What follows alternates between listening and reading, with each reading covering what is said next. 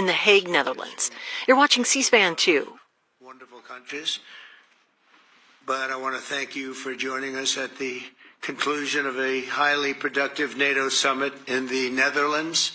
I want to thank them for the royal treatment they've given us. Couldn't have been nicer. And it's a beautiful country, really a beautiful country. Coming in, I saw the most beautiful trees. In fact, I want to bring some back with me. I want to also thank, I had breakfast this morning with the King and Queen, and they're incredible people. I said, you're central casting. Beautiful people, great people, big, beautiful heart. And I enjoyed that. And also NATO Secretary General Mark Rutte, who's been terrific. He's been a friend of mine. Used to be right here running this wonderful country. Now he's the NATO Secretary General. He's doing a fantastic job. And the Prime Minister, we appreciate everything you've done. And as you know, last weekend, the United States successfully carried out a massive precision strike on Iran's nuclear enrichment facilities, and it was very, very successful. It was called obliteration. No other military on earth could have done it, and now this incredible exercise of American strength has paved the way for peace with a historic ceasefire agreement late Monday, and we call it the 12-day war. Spoke to a few people. I guess that just sounded like the right name. It was a 12-day war. And we think it's over. I don't think they're going to be going back at each other. I don't think so. Not only have we dealt decisively with the critical threat of Iran's nuclear program, which was what I wanted. I said, Iran cannot have a nuclear weapon. I've said that for 15 years, long before I decided to do the political thing. But we've also reasserted the credibility of American deterrence, which is like no other. The people at NATO said there's never been anything. You know, I rebuilt the entire military during my first term. And we have a great military. We have great generals. I got to know the good ones and the bad ones. We kept the good ones. Over the past 2 days, I was honored to participate in the NATO leaders meeting and also had extremely good individual discussions with the King and the Queen, Secretary General Rutte, and the Prime Minister. Great discussions. Very knowledgeable people. Major focus of our conversations at the summit was the need for other NATO members to take up the burden of the defense of Europe, and that included the financial burden. As you know, it was 2%, and we got it up to 5%. And they said, a couple of them came up to me. One in particular said, "Sir, we've been trying to get it up to 3% for 20 years, and we haven't been able, and you got it up to 5%. So they're going to be, most of them, I guess almost all of them, are going to be contributing now 5%, the number that people are surprised at, but you need it today. The United States accounts for 2/3 of all NATO defense spending. And since I began pushing for additional commitments in 2017, believe it or not, our allies have increased spending by $700 billion. I said to people, you don't have any money, and a lot of them weren't paying. And so I started the process, and I picked it up as soon as I got back, which is 6 months ago. And following my election last November, almost all have accelerated plans to reach the 2%, 3%, 4%, and then ultimately, very quickly, 5%. And all of this is going to be done very quickly, almost immediately. You probably know this as well as I do. I'm sure they've been talking about it. It's really been a big focus. In a very historic milestone this week, the NATO allies committed to dramatically increase their defense spending to that 5% of GDP, something that no one really thought possible. And they said, "You did it, sir, you did it." Well, I don't know if I did it, but I think I did. This will be known as the Hague Defense Commitment, which is pretty good, pretty appropriate. When the allies reach this number, it will add more than $1 trillion a year. Think of that, $1 trillion per year to our common defense, and this is a monument really to victory, but it's a monumental win for the United States, because we were carrying much more than our fair share. It was quite unfair, actually. but this is a big win for Europe and for actually Western civilization. For years, past administrations failed to get most allies to contribute even the 2%. I remember when I came here, we had 4 countries that were up to 2%, and I remember Poland was there. A couple of them were there, and but most of them were. We had 28 at the time, as you know. It's increased a little bit, and they've agreed now to more than double their budgets in all cases. And Europe stepping up to take more responsibility for its security will help prevent future disasters like the horrible situation with Russia and Ukraine, and hopefully we're going to get that solved. Last week they lost 7,000 soldiers, mostly soldiers, but they're also getting hit in Kiev. They're getting hit in some of the towns also. And that means life. Life is disappearing also in the cities and towns. Should have never happened, would have never happened if I was president. I said it 1,000 times, and it never did happen. It's never even thought about. But it's vital that this additional money be spent on very serious military hardware, not bureaucracy, and hopefully that hardware is going to be made in America because we have the best hardware in the world. You saw that where 14 missiles were shot at us the other day. And they were very nice. They gave us warning. They said, we're going to shoot them. Is 1 o'clock okay? They said, it's fine. And everybody was emptied off the base, so they couldn't get hurt except for the gunners. They call them the gunners.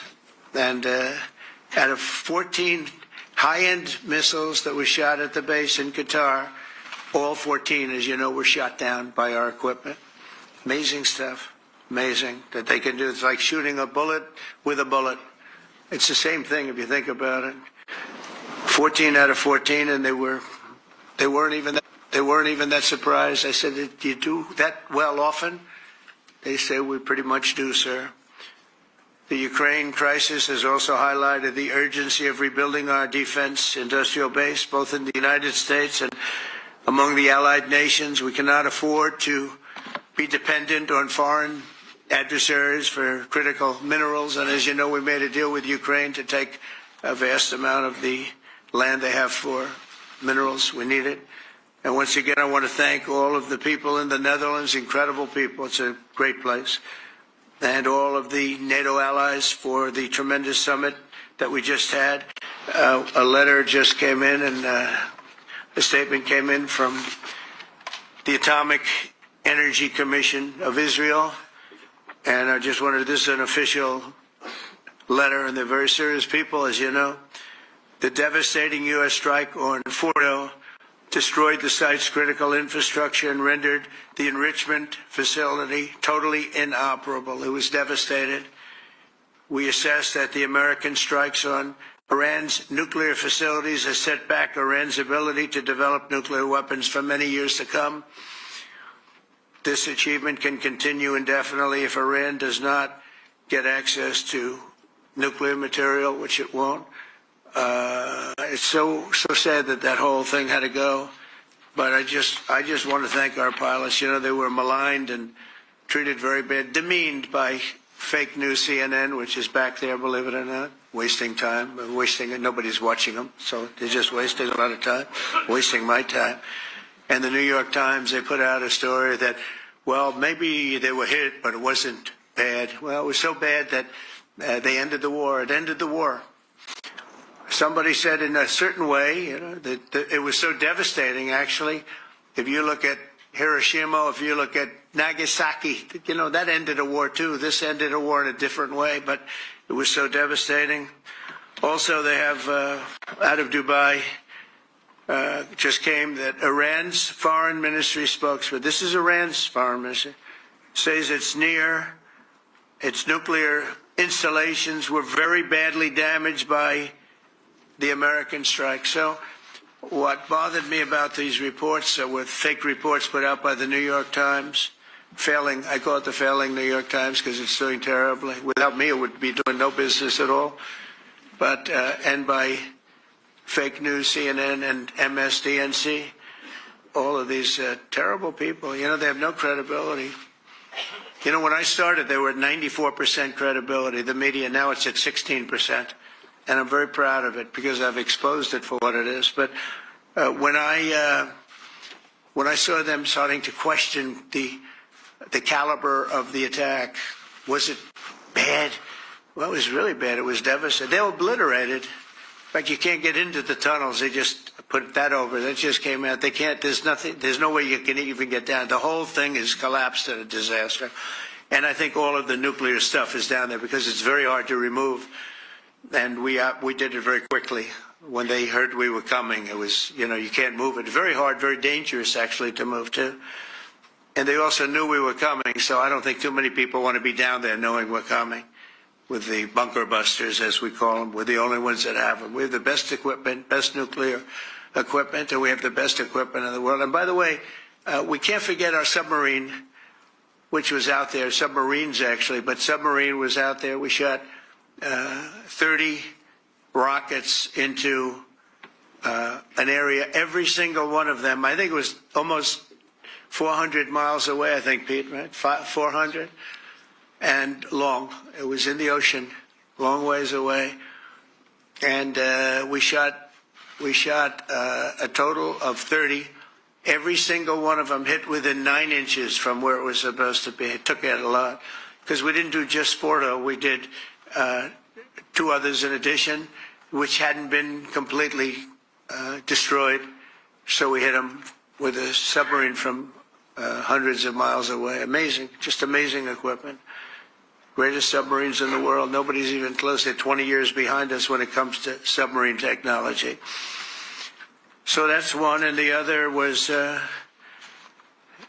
from the Atomic Energy Commission, and they have about 3 or 4 of them now coming in from atomic energy commissions from various places. But the one that we have that just came out, we released it a little while ago, was from the Israeli Atomic Energy Commission, but numerous of them are getting to see the site, and the site has been demolished. And again, we had these brave patriots, these incredible flyers, these people that can fly a plane better than anybody can fly a plane, going into very hostile territory, flying into the territory that has got more missiles and things pointed at it. But it was very stealth. They didn't get to see it. It was dark. That's the amazing thing about the shots. They hit the shots perfectly, and yet it was dead dark. There was no moon. There was no light. It was virtually moonless. It was very dark, and the shots were hit perfectly. But when they get demeaned, and they were very upset about it because they knew how strong it would be. Back in Missouri, the pilots flew about 36 hours, 2 ways, far distance, and in those incredible B-2s. And we then had the F-22s, and we had the F-35s, and we had other planes, and we had, I think, a total of 52 tankers. That means the big tankers, because the refueling was a lot for all of the different planes that we sent. Incredible operation, and I have to say, General Raisin Cain was incredible. That's why he beat ISIS, and we beat ISIS in a matter of weeks. I was told it would take 4 to 5 years. We did it in a few weeks. And he was great. That's why he's the head of the Joint Chiefs of Staff right now, because I had a very good experience with him. He knocked out ISIS in a period of literally a few weeks. Amazing. And it was supposed to take a few years, 5 years to be exact. So we had a great victory there, and we then came here, and I think we had a great victory here. But this is an ongoing project. This is the safety of Europe, the safety of the world.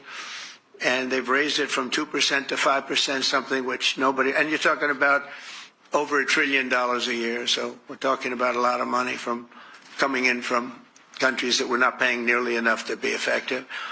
So I have, as you know, Marco Rubio with me, and Pete Hegseth, Secretary of State and Secretary of War. Should we say Secretary? It used to be called Secretary of War. Maybe for a couple of weeks we'll call it that, because we feel like warriors. Used to be called Secretary of War. In fact, if you look at the old building next to the White House, you can see where it used to be Secretary of War. Then we became politically correct, and they called it Secretary of Defense. I don't know, maybe we'll have to start thinking about changing it, but we feel that way. Do we have any questions, please? Wow. That's a lot of questions. Who's a nice person? Oh, you're not a nice person, but I'll let you ask one. Go ahead. What's he going to ask? He is not nice at all. I know him well. Thank you, Mr. President. Yeah. Thank you for taking the time before flying home. You just said you believe the conflict between Israel and Iran is over. What makes you so confident it is? And what do you do if it isn't? Because I dealt with both, and they're both tired, exhausted. They fought very, very hard and very viciously, very violently, and they were both satisfied to go home and get out. And can it start again? I guess someday it can. It could maybe start soon. I think a big telltale sign was when, as you know, Iran somewhat, by not much, violated the ceasefire. And Israel had the planes going out that morning, and there were a lot of them, 52 of them. And I said, you got to get them back. And they brought them back. They didn't do anything. They brought them back. It was very good. I thought it was amazing, actually. They have fought a hell of a war. They fought very hard. I think the war ended, actually, when we hit the various nuclear sites with the planes. And I just hope you people can give these pilots, these are the best pilots in the world. They're the best shots in the world. They call them shots. That's what they are. And wait a minute. And I just hope you can give them the respect they deserve, because they came home to fake news. And like, oh, gee, there was hardly any damage. The things are decimated. So, but I think, no, I think they're very much finished. I think Israel's going to get back to doing what they do, and I think that Iran's going to get back. You know, Iran has a huge advantage. They have great oil, and they can do things. I don't see them getting back involved in the nuclear business anymore. I think they've had it. They've been at it for 20 years, and I don't see that happening either. Now, if it does, we're always there. It won't be me. It'll be somebody else, but we're there. We'll have to do something about it. Yes, please, go ahead. Go ahead. Oh, fake news, CNN? Oh, yeah, here we go. Wait till you hear this question.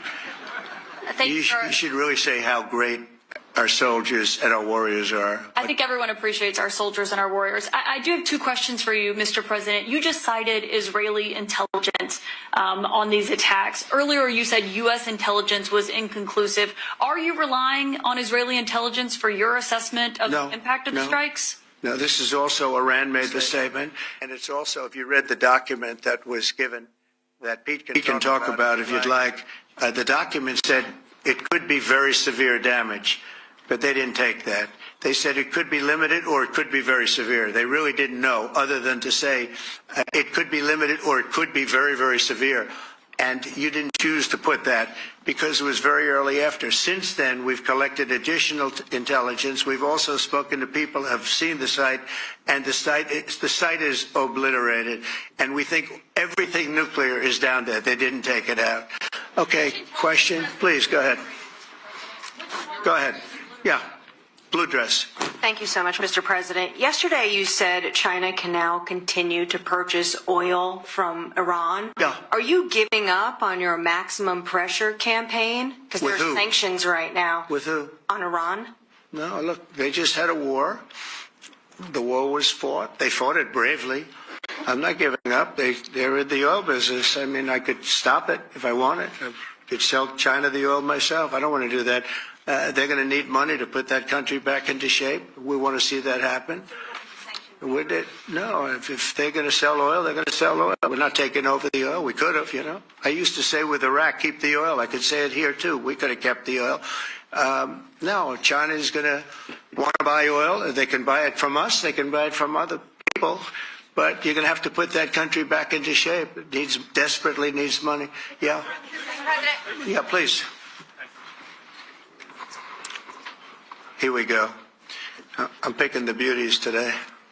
Go ahead. Mr. President, Secretary General Rutte has described President Putin as an adversary, a threat, an enemy.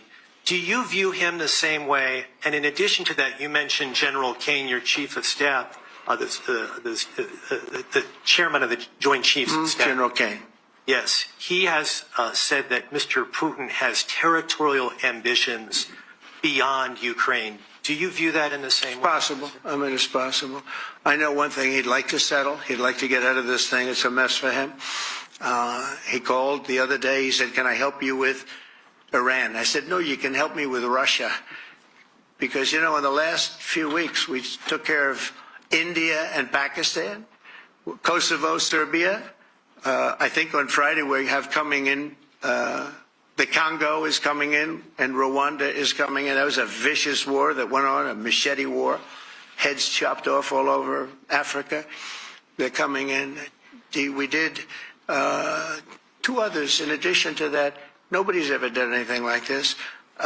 No, I consider him a person that's, I think, been misguided. I'm very surprised, actually. I thought we would have had that settled easy. I've settled 4 of them in the meantime. But he did call up, but he said, you know, he's close to Iran. He'd like to help us get a settlement. I said, no, you help me get a settlement with you, with Russia. And I think we're going to be doing that, too. Yeah, please. Go ahead, please. Thank you, Mr. President. You've made clear your position on what impact the strikes had. I wanted to ask you what is next with Iran. For instance, is there any indication from U.S. intelligence that Iran was able to move any material? No, just the opposite. We think we hit them so hard and so fast they didn't get to move. And if you knew about that material, it's very hard and very dangerous to move. It's called, in many people, they call it dust, but it's very, very heavy. It's very, very hard to move. And they were way down. You know, they're 30 stories down. They're literally 30, 35 stories down underground. You think you got it all? Oh, yeah, we think we got it. We think it's covered with granite, concrete, and steel. Can I ask you, are you interested in restarting negotiations with Iran? And if so, have they received? So our people, Marco could answer this, but our people are not, I'm not. The way I look at it, they fought, the war's done, and, you know, I could get a statement that they're not going to go nuclear. We're probably going to ask for that, but they're not going to be doing it. But they're not going to be doing it anyway. They've had it. They've had it. Now, maybe someday in the future we'll want that. But I've asked Marco, do you want to draw, I just asked him the question as we were walking on the stage, do you want to draw up a little agreement for them to sign? Because I think we can get them to sign it. I don't think it's necessary. Marco, do you want to talk about that, please? Well, Mr. President, I think President Trump has shown a willingness to meet and talk to anybody in the world who's interested in peace. I don't know of any president that's been as willing as he has to meet with anyone and talk about peace. We'd love to have peaceful relations with any country in the world. And so obviously that'll depend on Iran's willingness not just to engage in peace, but to negotiate directly with the United States, not through some third country or fourth country process. But I know of no president, probably in our modern history, that's sought peace more than President Trump has. Sounds like the door is open, but you're in no rush. Is that right? Sounds like the door is open. But I'll tell you what, look, we're going to talk to them next week with Iran. We may sign an agreement. I don't know. To me, I don't think it's that necessary. I mean, they had a war, they fought. Now they're going back to their world. I don't care if I have an agreement or not. The only thing we'd be asking for is what we were asking for before about we want no nuclear, but we destroyed the nuclear. In other words, it's destroyed. I said Iran will not have nuclear. Well, we blew it up. It's blown up to kingdom come. And so I don't feel very strongly about it. If we got a document, wouldn't be bad. We're going to meet with them, actually. We're going to meet with them. Yeah. Yeah, go ahead, please. Yes. Mr. President, Netherlands TV, thank you for visiting our country. Good. As I understood, I, of course, would like to know how you slept last night at the House of the King. Oh, I slept beautifully. But probably a more serious question. I think you just had a meeting with President Zelensky. Did you discuss any ceasefire in this Russo-Ukrainian? No, I wanted to know how he's doing. He was very nice, actually. You know, we had little rough times sometimes. He was couldn't have been nicer. I think he'd like to see an end to this. I do. I think what I took from the meeting couldn't have been nicer, actually. But I took from the meeting that he'd like to see it end. I think it's a great time to end it. I'm going to speak to Vladimir Putin and see if we can get it ended. But look, these are brave people. They're fighting these wars all over the place. You know, last week they had, I guess, I told you, close to 7,000 young soldiers, Russian and Ukrainian soldiers were killed, 7,000 in 1 week. It's crazy. It's crazy. So I'll be speaking to Putin. Now, I had a good meeting with Zelensky. And I had a lot of good meetings. We had a lot of good meetings with a lot of people, a lot of great leaders but he's fighting a brave battle. It's a tough battle. Yeah. Go ahead, white dress. Thank you. Ida Hallikainen from Finland, Ilta-Sanomat. Good. You have played golf with President Alexander Stubb. How do you see Finland as a NATO ally and partner, and how would you describe your relationship with our president? Well, he's a very good golfer. Okay. In fact, he was on his college golf team. He went to a good college in the South, as you know, a very good college, and he was a good golfer. We had a good time. I think my relationship's great. I want to buy icebreakers. You know, you're very good at icebreakers. And I actually made him an offer. I didn't go to Congress. They'll try and impeach me for this. But there's an old, it's not old, it's fairly new, but it's used icebreaker. And I offered him about 1/3 of what he asked for. But we're negotiating. We need icebreakers in the U.S. And if we can get some inexpensively, I'd like to do that. Actually, they'll fix it up, make it good. Also, we may buy some icebreakers. You know, you're the king of icebreakers, that particular country. They make them good. They make them really good, and they know what they're doing. And so we're negotiating with them for about 15 different icebreakers. But one of them is available now. It's old, and it's, old. It's like 5-6 years old. And we're trying to buy it. I'm trying to make a good deal. All I do my whole life. My whole life, that's all I do is make deals. Yeah, please. Go ahead. Sir, go ahead. Yeah, a question for NewsHour, Dutch TV. First of all, on Article 5, on your way here, you spoke about the commitment of the U.S. to Article 5, saying, I'll give you my definition once we're here. Yeah. What is your definition, and may the U.S. commitment to Article 5 change in case some of the NATO members do not reach the threshold that was discussed today? My second question is following up on a colleague on Iran. What intel reports do say that everything over there was obliterated?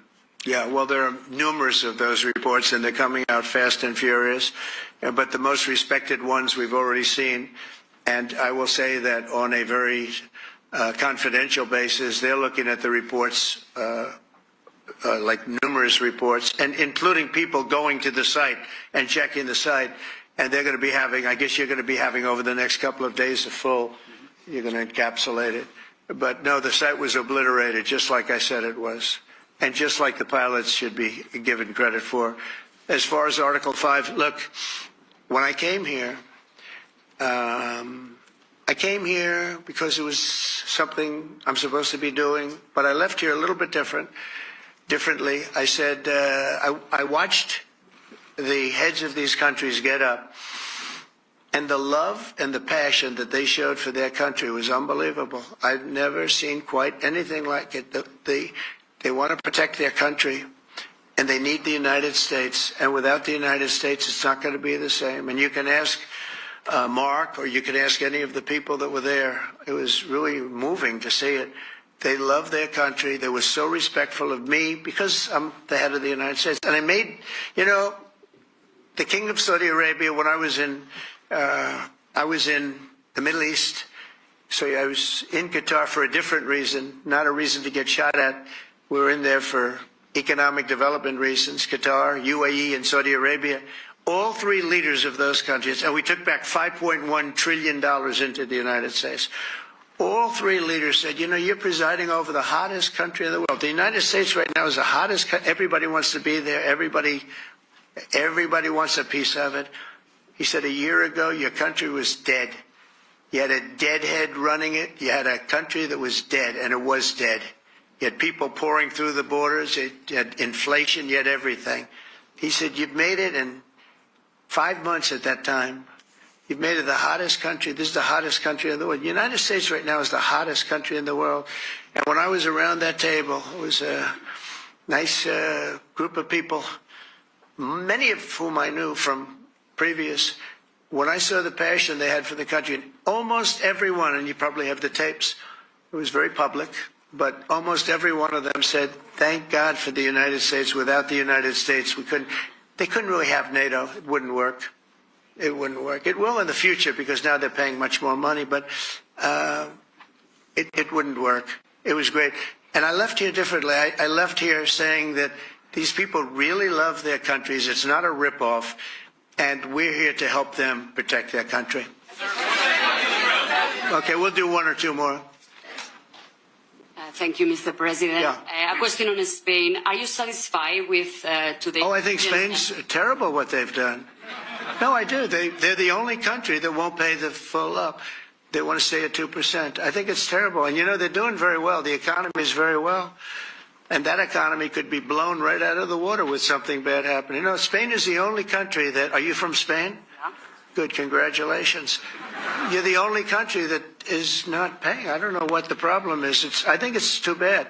So we'll make it up. You know what we're going to do? We're negotiating with Spain on a trade deal. We're going to make them pay twice as much. And I'm actually serious about that. We're going to make Spain... I like Spain. I have so many people from Spain that it's a great place and they're great people. But Spain is the only country out of all of the countries that refuses to pay. And, you know, so they want a little bit of a free ride. But they'll have to pay it back to us on trade because I'm not going to let that happen. It's unfair. It's unfair to NATO. All right, sir, please. Go ahead, right in the back. Yeah, you, tall one. The tall man. Mr. President, Johannes Petra from Austrian National Television. How are you? You once said that you would end the Ukraine war in 24 hours. You later said you said that sarcastically. Well, of course it was sarcastic. But you've now been in office for 5 months and 5 days. Why have you not been able to end the Ukraine war? Because it's more difficult than people would have any idea. Vladimir Putin has been more difficult. Frankly, I had some problems with Zelensky. You may have read about him. And it's been more difficult than other wars. I mean, look, we just ended a war in 12 days that was simmering for 30 years, frankly. We ended Rwanda and the Congo. It's coming to sign the documents. We've already signed basic documents, but they're coming, I think, to the White House on Friday. We ended Serbia was going to go at it. But maybe the most important of all, India and Pakistan. And that wasn't whether or not they may someday have nukes like we're talking about in the Middle East, like we're talking about with Israel and Iran. This is they have nuclear weapons. I ended that with a series of phone calls on trade. I said, look, if you're going to go fighting each other, it was getting very bad. You know how bad that last attack was. It was really bad. If you're going to go fighting each other, we're not doing any trade deal. No, no, no, you have to do a trade deal. I said, we're not doing any trade deal. And in fact, I had the general, who was very impressive. The general from Pakistan was in my office last week. You know, Prime Minister Modi is a great friend of mine. He's a great gentleman. He's a great man. And I got them to reason. I said, we're not doing a trade deal if you're going to fight. And if you're going to fight each other, we're not doing a trade deal. And you know what? They said, no, I want to do the trade deal. We stopped the nuclear war. Go ahead. Go ahead, Jeff. Here's another beauty, Jeff. He's a beauty, all right. Go ahead. Mr. President, to follow up on Ukraine, will the United States contribute any more money to Ukraine's defense this year to the $5 billion that allies are giving? And one question, you had another meeting with the Dutch opposition leader, Mr. Wilders. Can you tell us about that meeting? And are you upset about his anti-Muslim stance? I'm not upset about it. It's just his view. He's unhappy with the way things are going in this country and various countries. He was an opposition leader. And I was asked to meet with the opposition leader by the people that are running. I think they have some deal where if you have a meeting, you're supposed to meet with an opposition leader. I said, that's strange. We don't do that. But I met with I didn't know him. He seemed like a very nice guy, but he's in opposition to the current people, and that was set up by the current people. So I assume when I met with the Prime Minister, you're supposed to meet with the opposition. We'll have to try that sometime in our country. Let's not do it. But I thought he was very good. As far as money going, we'll see what happens. There's a lot of spirit. Look, Vladimir Putin really has to end that war. People are dying at levels that people haven't seen before for a long time. Go ahead. Go ahead.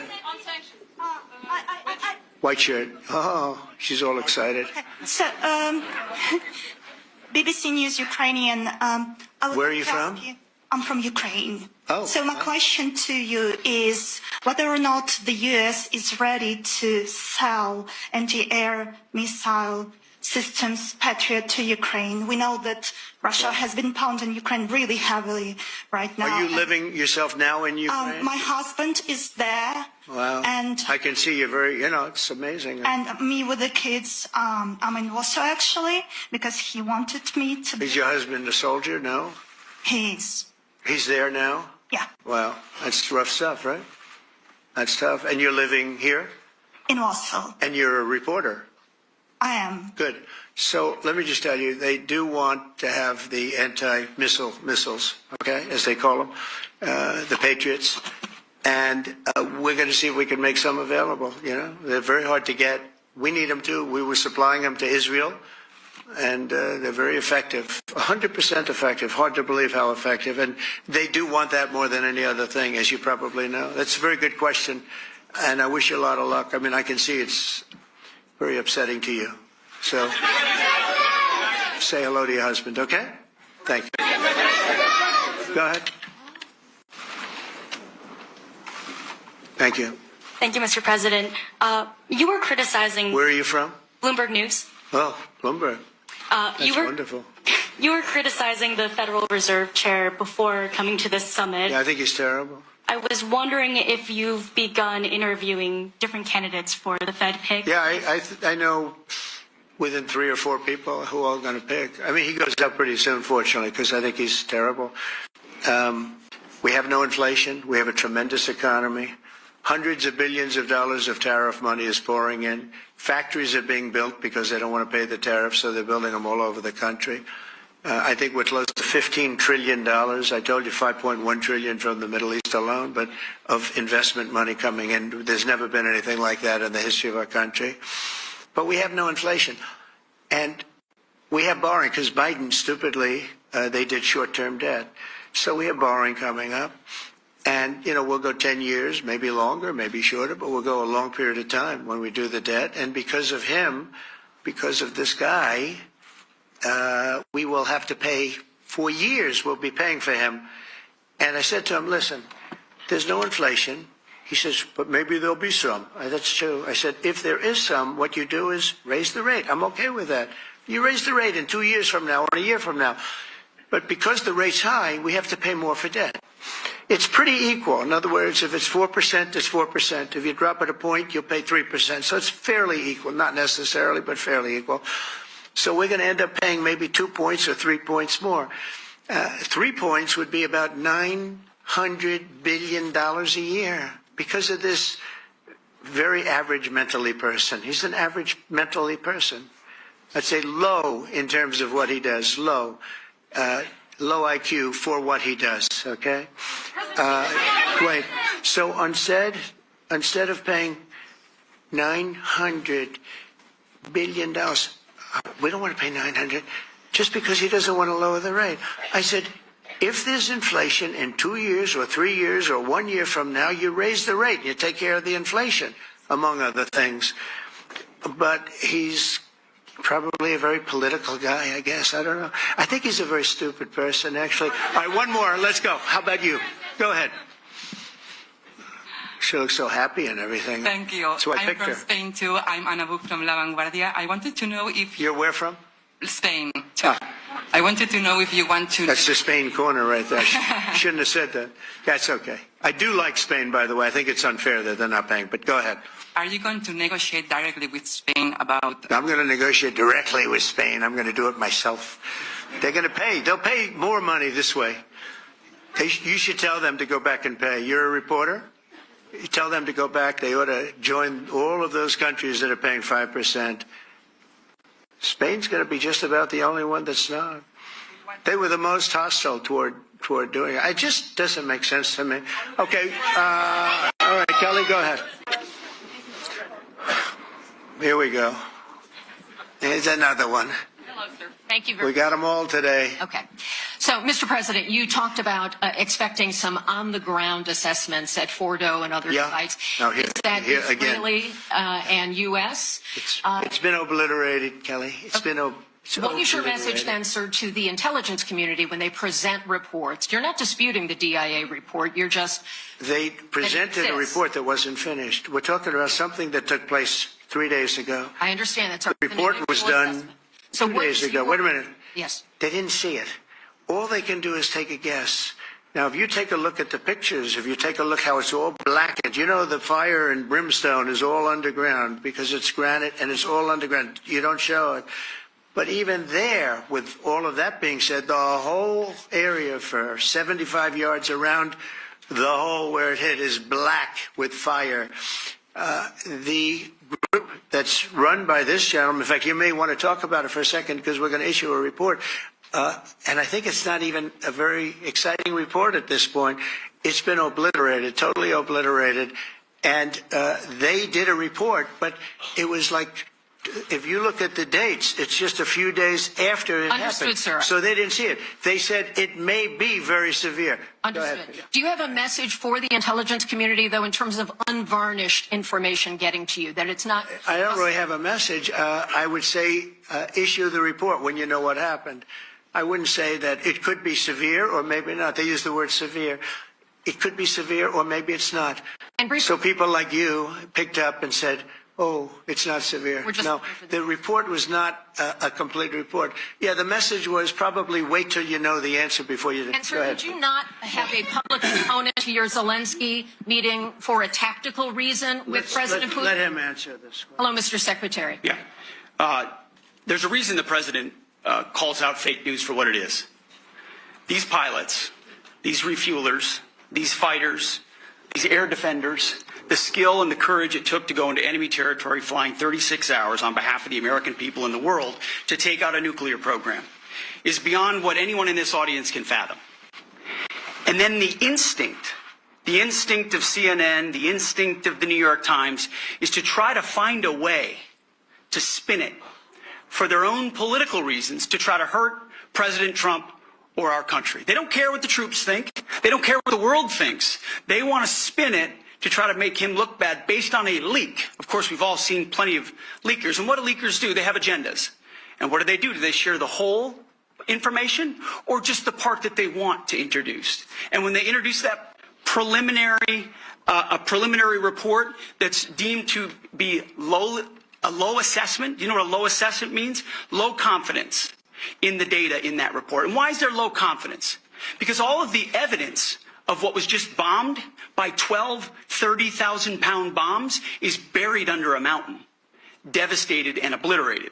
So if you want to make an assessment of what happened at Fordo, you better get a big shovel and go really deep, because Iran's nuclear program is obliterated. And somebody somewhere is trying to leak something to say, oh, with low confidence, we think maybe it's moderate.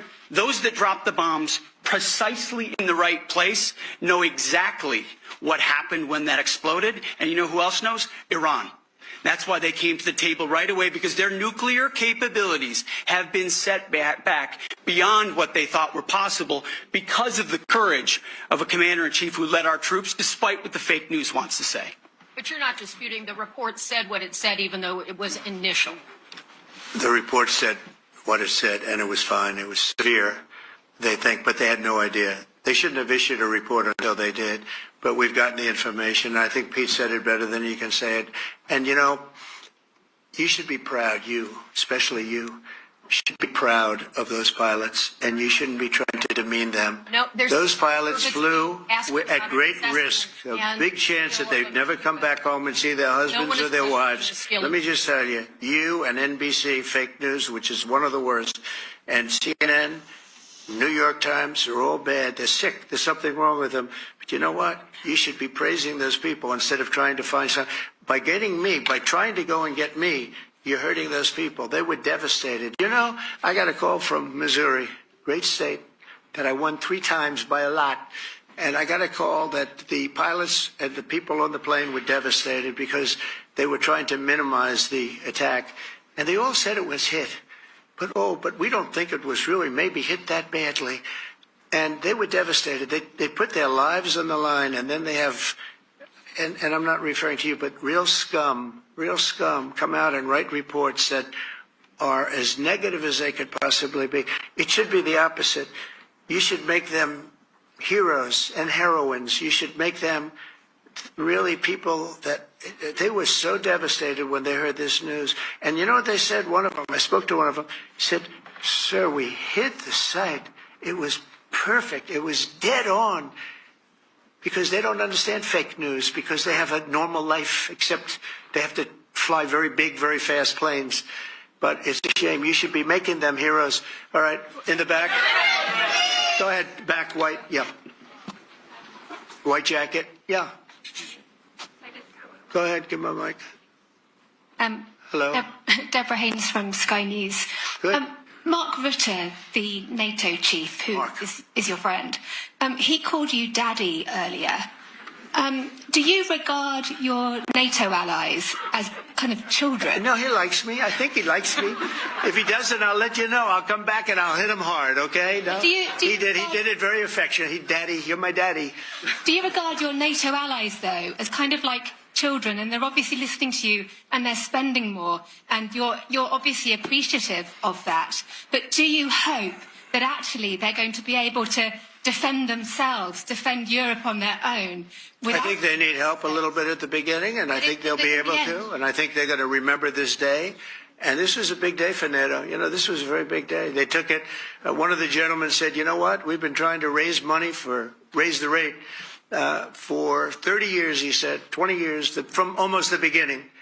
And he's been there for a long time. He said, "Until you came along, it never happened." What you did is amazing. It's been sort of an amazing day for a lot of reasons, but also for that. Yeah, go ahead. Do you think they can do it without you, though, in the future? Can they do it without Well, ask Mark. States? I mean, you have to ask Mark, okay?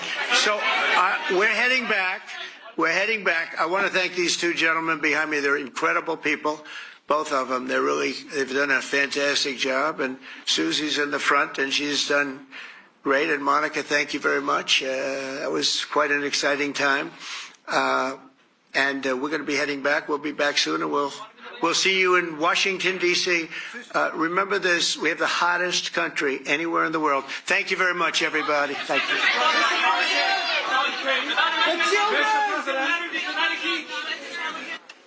We'll take you live now to hear from Attorney General Pam